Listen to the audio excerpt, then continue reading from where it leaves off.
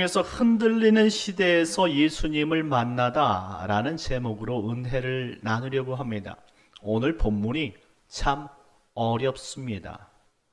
여러분들 그만큼 제가 노력했고 그 다음에 그만큼 성경을 많이 찾아봤다라는 생각이에요. 그래서 오늘 힘들 수 있겠지만 잘 새겨듣는 은혜의 시간이 되었으면 좋겠습니다. 이번 주간에 설 명절 연휴가 있었지요. 어때, 명절 연휴는 잘 보내셨습니까? 이 명절 연휴가 지난 후부터는 몸이 잘 말을 안 들어요. 그래서 명절 연휴가 지날 때 그 다음 주간에 이 참석률이 상당히 저조합니다.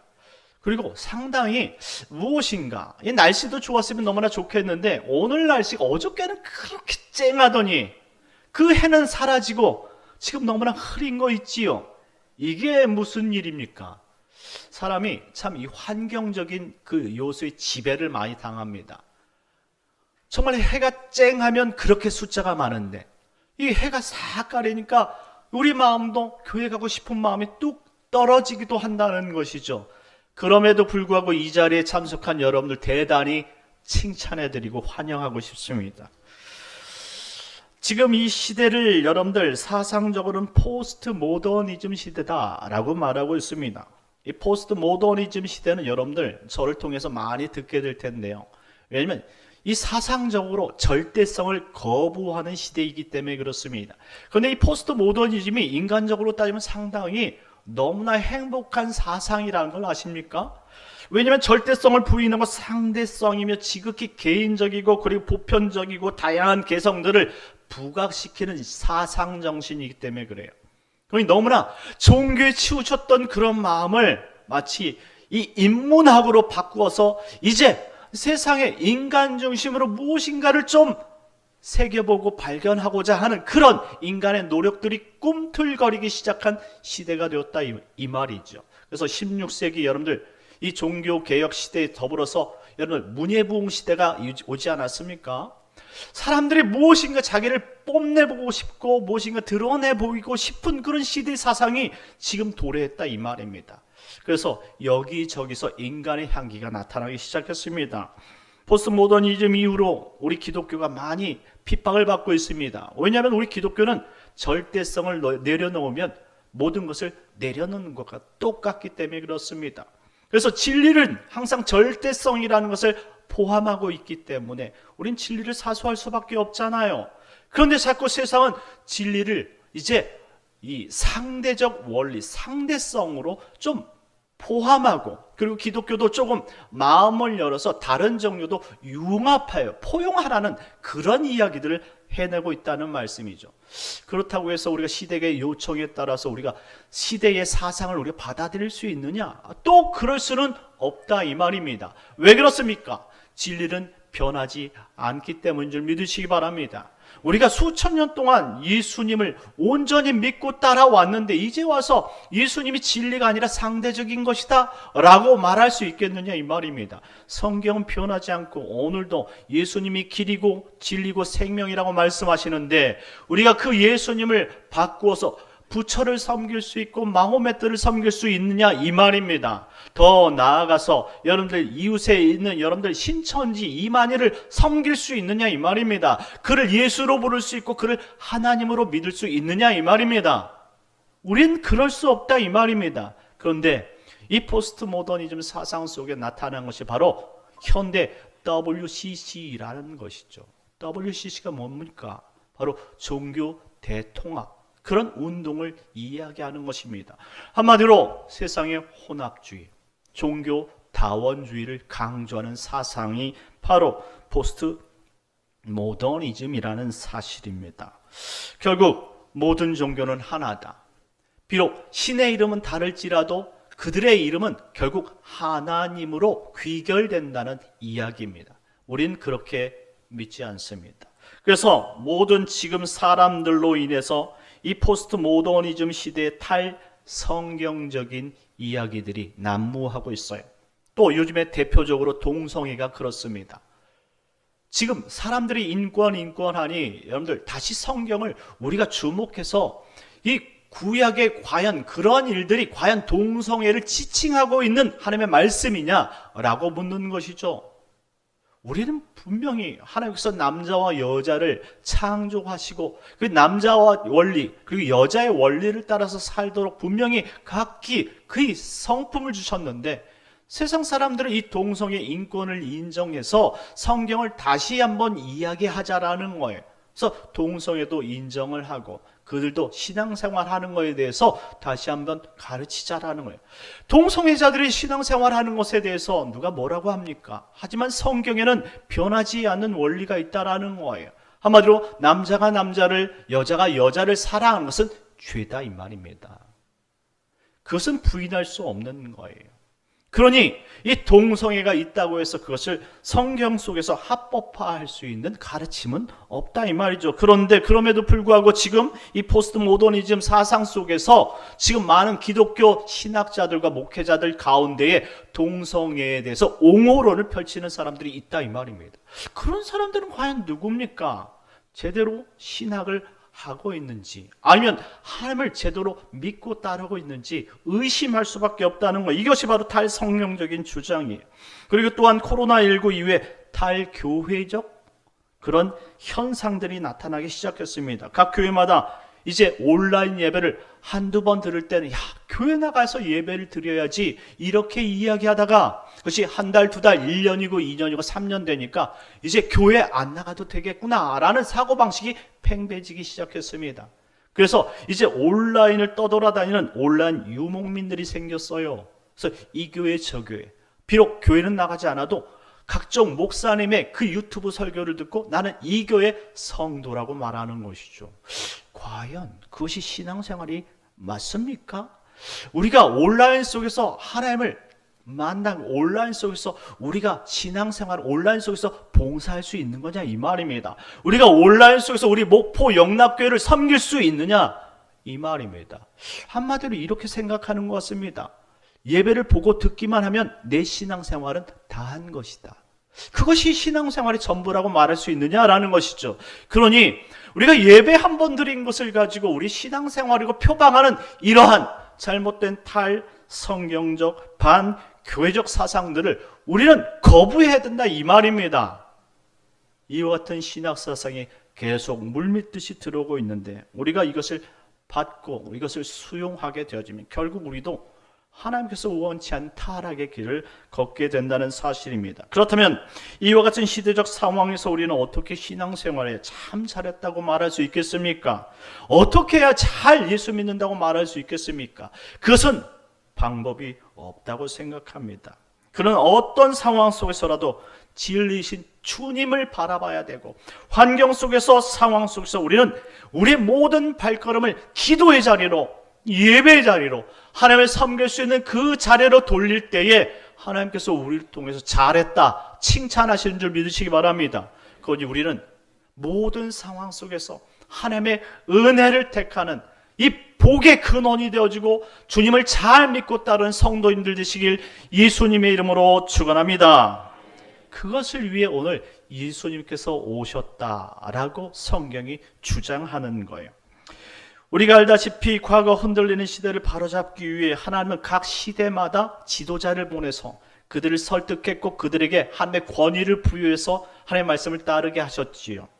그리고 2000년 전에 예수님께서 이 땅에 오신 이유는 바로 그런 흔들리는 시대 속에서 바른 지도자가 누구인지를 바라보게 하셨고 진리가 어떤 길로 가야 되는지를 보게 하셨다 이 말입니다. 그래서 흔들린 시대마다 이와 같은 지도자를 보냈고 이 모든 이 지도자들은 바로 2000년 전에 십자가를 짊어지신 그 예수 그리스도를 상징하는 사람들로 그 인물들을 택했다 이 말이죠. 그래서 흔들리는 시대 속에서 우리에게 예수님 바라보고 정말로 보이지 않는 것 같지만 그 길 끝에는 영원하신 보이는 하나님, 그 길 끝에는 정말로 하나님의 놀라운 그 은혜의 천국을 바라보도록 우리의 길을 제시하신 것입니다. 그러니 오늘 흔들린 시대에 우리를 붙들기 위해 이 땅에 오신 예수님을 통해서 우리가 오늘도 정말로 바른 길을 걷는 복된 시간 되시길 예수님의 이름으로 축원합니다. 41절 말씀 다 같이 읽도록 하겠습니다. 41절입니다. 시작. 그의 부모가 해마다 6월절이 되면 예루살렘으로 가더니, 아멘. 오늘 본문 말씀은 우리가 알다시피 복음서 가운데 유일하게 예수님의 어린 시절을 다루고 있는 본문입니다. 예수님의 공생애 이전 이 어린 시절을 이와 같이 기록했다라는 것은 분명히 우리에게 의미가 있기 때문에 기록했다라고 볼 수 있는 것이죠. 본문에 보니까 해마다라는 단어를 통해서 알 수 있듯이 예수님의 가정은 이 하나님을 성실히 믿고 따르던 평범한 가정이었다라는 것을 전제하고 있습니다. 42절로 넘어가게 되어지면 예수님께서 12살 되었을 때에 그들이 이 절기의 관례를 따라 예루살렘 성전으로 올라갔다라고 말하고 있습니다. 왜 예수님은 12살 때에 올라갔다? 이 12살이란 큰 나이를 기록해 두었을까요? 왜 12살입니까? 왜 12살일까요? 그것은 이 유대인들은 13살이 성년이었기 때문에 그래요. 이들은 13살 성년식이 되어지면 율법적 의무를 다 짊어져야 됩니다. 한마디로 성년으로서 대접을 받게 되는 거예요. 13살이면 도대체 우리나라로 따지면 몇 학년입니까? 중학교? 6학년이요? 초등학교 6학년입니까? 너무 이른 나이에 성년식을 합니다. 그리고 나서 이 성년식이 지나면 그들은 율법적 의무를 피할 수가 없어요. 그런데 이 12살 때의 성년식 전 한 해는 율법을 참관하고 배울 수 있는 기간으로 정해주는 것이죠. 그래서 1년 동안은 참관하면서 율법을 비록 실수해서 범하였다 할지라도 그들은 어리기 때문에 그대로 면하게 해주는 거예요. 그런데 13살이 되어지면 13살 성년식이 지나게 되어지면 그들은 율법의 아들과 딸로서 의무를 다할 뿐만 아니라 법적 책임을 져야 된다는 것입니다. 그러니 지금 12살이란 말은 아직도 성년이 되지 않은 어린 나이임에도 불구하고 율법적 그런 질서들을 잘 따라서 행하고 있었다라는 사실을 보여주고 있는 나이인 것이죠. 43절에서 45절까지 말씀인데요. 다 같이 한번 읽어보겠습니다. 시작. 그 날들을 마치고 돌아갈 때에 아이 예수는 예루살렘에 머무셨더라. 그 부모는 이를 알지 못하고 동행 중에 있는 줄로 생각하고 하룻길을 간 후 친족과 찾되 만나지 못하며 찾으면서 예루살렘에 돌아갔더니, 아멘.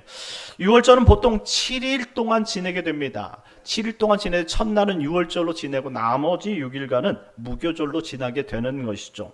여러분 생각해 보세요. 이 예루살렘 성이 얼마나 크겠습니까? 그곳에 지금 이스라엘 백성들이 운집해 있다고 생각해 보세요. 너무나 복잡할 것 아닙니까? 여러분 혹시 어렸을 때 어린이날 어디 가셨습니까? 저는 어린이날 부모님 손잡고 어린이 대공원에 다녔어요. 그 다음에도 어린이 대공원, 그 다음에도 어린이 대공원. 제가 아무래도 중학교까지는 다 어린이 대공원을 갔던 것 같아요. 갈 데가 없었다라는 거예요. 뭐 지금 뭐 용인 에버랜드도 있고 뭐 서울랜드도 있고 롯데월드도 있고 여러분들 여기 광주에 무슨 랜드도 있고요. 우리 목포에는 유달산이 있지 않습니까? 갈 데가 많다 이 말이에요. 그런데 오직 어린이 대공원이었다고 생각해 보세요. 우리 가정만 간 줄 아십니까? 옆집도 가고 서울 사는 모든 지역의 어린아이를 데리고 있는 모든 부모 가정은 다 어린이 대공원에서 만났다고요. 그것도 다 김밥 싸들고. 그럼 여러분들 앉을 데가 없었어요. 부모님 손을 놓치면 잃어버리는 거예요. 그때 미아가 참 많이 생깁니다. 그런데 지금 이 예루살렘의 이 절기를 지키러 모인 사람은 그때보다 더 심각하게 작은 장소에 많이 모였다라는 거예요. 생각해보세요. 그때는 서울 사람이면 어린이 대공원에 모이고, 여러분들 뭐 대전 사람들은 뭐 대전 5월드에 모이고, 목포 사람이 유달산에 모인다고 이야기하지만 모든 사람들이 다 이 율법 절기를 지키기 위해서 예루살렘으로 집중한다고 쳐보세요. 보통 사람이 많은 것이 아니에요. 내려올 때, 절기를 마치고 내려올 때 신경 쓰지 않으면 자녀를 잃을 수도 있다라는 지금 상황이 그랬던 거예요. 열심히 내려왔는데 이 요셉과 마리아가 예수님을 잃어버렸다는 사실을 몰랐습니다. 이제 알게 된 거예요. 그래서 어떡합니까? 친척들과 함께 다시 이 어린 예수님을 잃어버리면 안 되잖아요. 다시 예루살렘으로 수소문해 가면서 찾아갑니다. 그런데 3일째 되는 날 성전 어귀에서 이 어른들과 율법 선생들과 대화하고 있는 이 어린 예수님을 만나게 되었다라고 말합니다. 그래서 깜짝 놀란 마음에 이 요셉과 마리아가 이 어린 예수님께 이렇게 말하지 않았겠습니까? 너 왜 여기 있어? 얼마나 찾은 줄 아니? 아빠 엄마가 얼마나 걱정한 줄 알아? 그래, 잘 있었어. 이제 집에 가자. 이렇게 말하지 않았겠느냐라는 거예요. 그런데 예수님은 우리가 도통 이해할 수 없는 언어로 이 부모에게 이렇게 대답합니다. 49절 말씀이에요. 다 같이 한번 읽어보겠습니다. 시작. 예수께서 이르시되 어찌하여 나를 찾으셨나이까? 내가 내 아버지 집에 있어야 될 줄을 알지 못하셨나이까? 하시니 아멘. 이게 무슨 말입니까? 이걸 조금 기분 나쁘게 받아들이면 이런 건방진 놈 이렇게 받아들이는 것이죠. 네가 지금 엄마 아빠 3일 동안 찾았는데 지금 네가 여기 있어야 되는 우리가 어떻게 알아? 알면 찾아왔지 바로. 이게 바로 부모의 심정 아니냐 이 말입니다. 그런데 지금 예수님께서 건방져서 이렇게 이야기하는 겁니까? 예수님께서는 건방져서 이렇게 이야기하는 것이 아닙니다. 한마디로 예수님께서 분명히 이와 같은 사정이 있고 그 다음에 분명히 이와 같은 일들이 부모들이 알 수 있을 거라 생각했기 때문에 이와 같은 일을 이야기했다라는 말이죠. 그러니 우리는 그의 말을 통해서 알 수 없으나 지금 예수님은 지금 자신에게 주어진 그 말씀을 통해서 이것을 깨달으라고 다시 반문한 겁니다. 어찌하여 나를 찾으셨나이까? 내가 여기 있어야 하는지 알지 못했습니까? 그렇습니다. 이 말씀은 그 성경을 통해서 예수님께서 비록 어린 시절이지만 그 요셉과 마리아 그리고 마지막 이 성경을 읽은 이 땅의 모든 성도들에게 예수님이 어떠한 존재라는 사실에 더 깨닫게 해주는 말씀이라는 것입니다. 마지막 말씀인데요. 52절 말씀을 다 같이 한번 읽어보도록 하겠습니다. 52절 시작. 예수는 지혜와 키가 자라가며 하나님과 사람에게 더욱 사랑스러워 가시더라. 아멘. 이후 예수님은 이처럼 하나님으로부터 그리고 사람들로부터 사랑을 받아가며 자라갔다라고 설명합니다. 왜 누가복음에 이렇게 말씀을 하셨을까요? 여기에는 분명한 이유가 있습니다.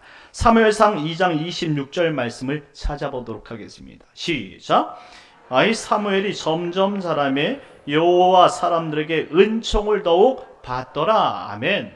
자, 사무엘의 이야기를 끄집어 냈어요. 자, 사무엘 2장 말씀과 오늘 우리가 읽었던 누가복음 2장 52절의 말씀의 차이점을 혹시 찾을 수 있는지 여러분들이 한번 읽어보세요. 여기 차이점은 없습니다. 단어적인 차이점인데요. 그것은 사무엘은 은총을 받고 자랐지만 예수님은 사랑스러움을 받고 자랐다라는 이야기의 차이점이 있다라는 것이죠. 그런데 중요한 것은 이 사랑스러워지다와 은총이란 단어가 이 히브리어와 헬라어의 차이점뿐 내용은 동일하다라는 것입니다. 중요한 것은 지금 예수님께서 이와 같은 어린 나이의 행적을 지금 누가가 의도적으로 기록한 것은 과거 사무엘의 인생이 지금 예수 그리스도의 그림자로서 나타나고 있다는 사실을 보여주기 위함이라는 것입니다. 그렇습니다.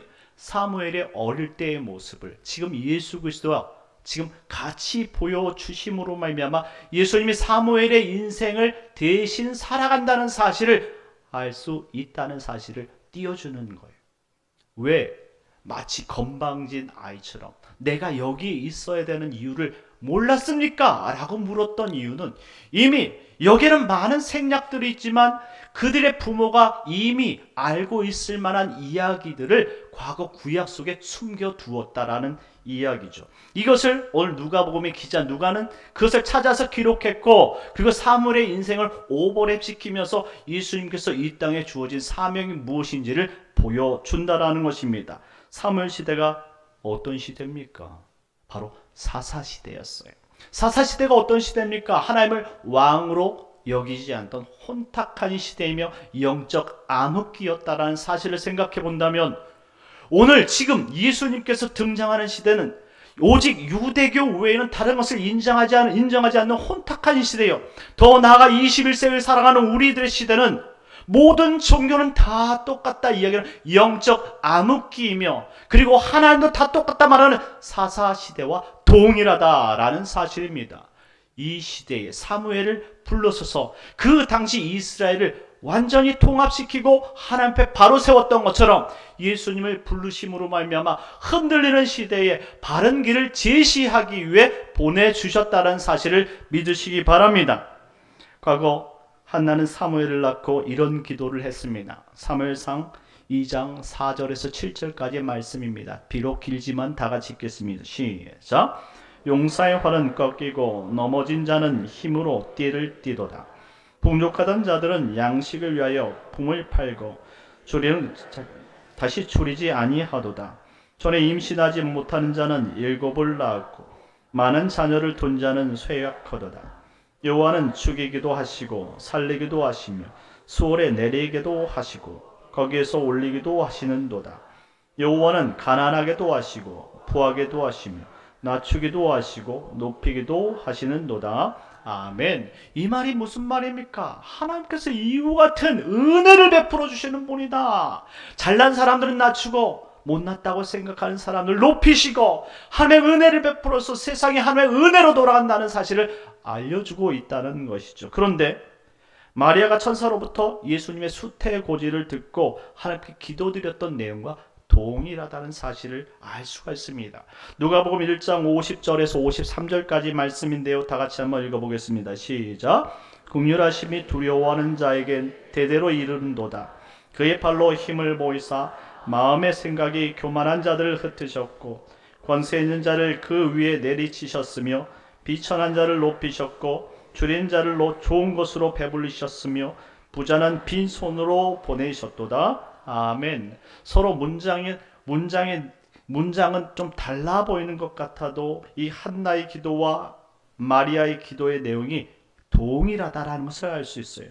약한 자를 강하게 하시고 강한 자를 약하게 하시고 가난한 자를 배불리시고 부한 자를 가난하게 하실 수 있는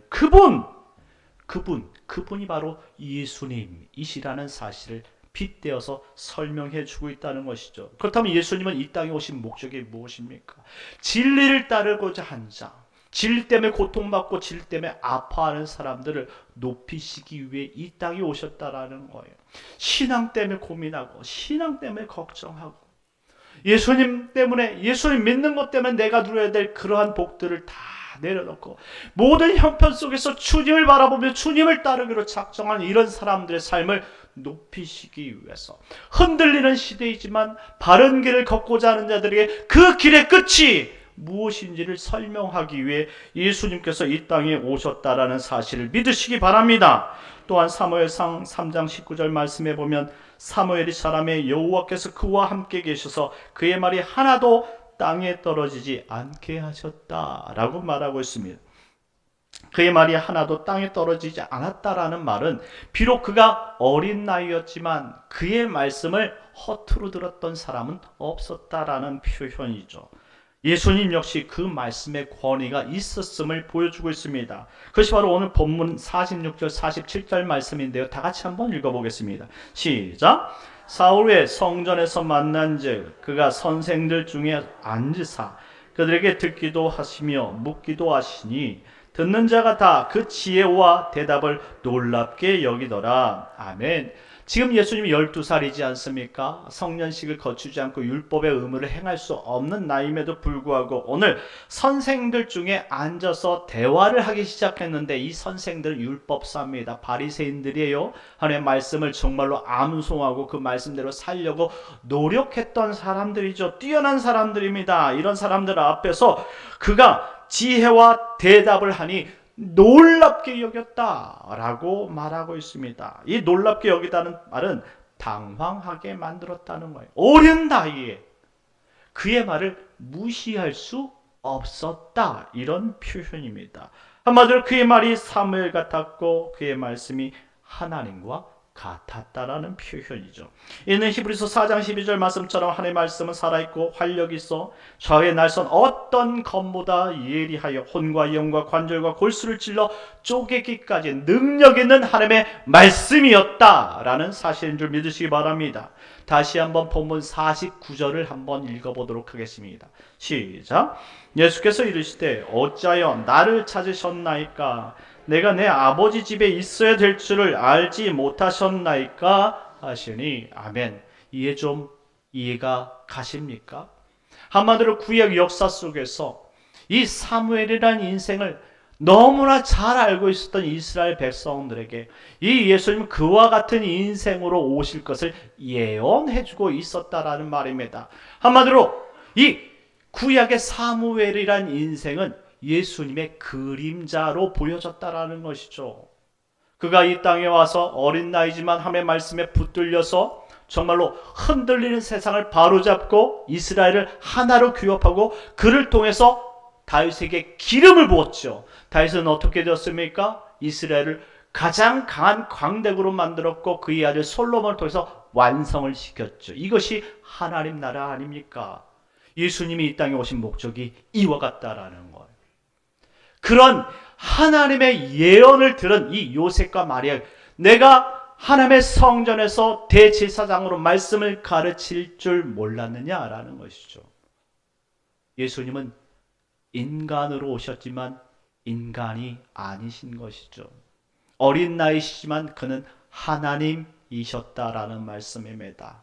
그의 권위는 땅에 떨어지지 않았고 그의 말씀은 능력이 있었기 때문에 그 어린 나이에 말씀을 들은 모든 율법사라도 그의 말씀에 복종할 수밖에 없었다라는 것입니다.